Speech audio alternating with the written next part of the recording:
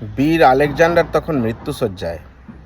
হঠাৎ একদিন তিনি তার সেনাপতিকে ডেকে বললেন, আমার মৃত্যুর পর আমার 3টে শেষ ইচ্ছে তোমরা পূরণ করবে। তখন সেনাপতি জানতে চাইলেন তার শেষ 3টি ইচ্ছা কী। তখন আলেকজান্ডার বললেন, আমার প্রথম ইচ্ছা, আমার মৃত্যুর পর আমার যে চিকিৎসক, আমার ডাক্তার, সে আমার কফিন বহনের দায়িত্ব নেবে। দ্বিতীয় ইচ্ছা, যে পথ দিয়ে আমার কফিন যাবে সেই পথে আমার অর্জিত সমস্ত সোনা দানা টাকা পয়সা ছড়ানো থাকবে। আর তৃতীয় ইচ্ছা,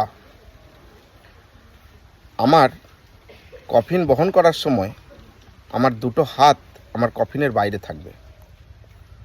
তখন আলেকজান্ডারের সেনাপতি আলেকজান্ডারকে জিজ্ঞাসা করলেন যে এই ধরনের বিচিত্র ইচ্ছা প্রকাশের কারণ কি। তার উত্তরে আলেকজান্ডার বললেন, আমি এই দুনিয়াকে 3টে শিক্ষা দিয়ে যেতে চাই। 1 নম্বর, যে ডাক্তার আমার চিকিৎসক তিনি আমার কফিন বহন করবেন।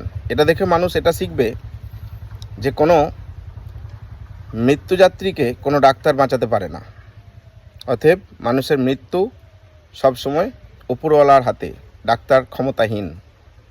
দ্বিতীয় ইচ্ছা, আমার যেই পথ দিয়ে কফিন যাবে সেই পথে সোনাদানা ছিটানো থাকবে।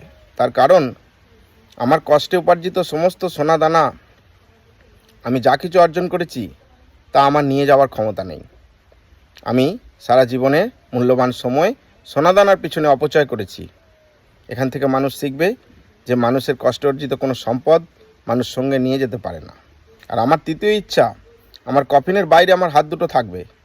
তার কারণ আমি খালি হাতে এসেছিলাম, খালি হাতেই পৃথিবী থেকে ছেড়ে যাচ্ছি।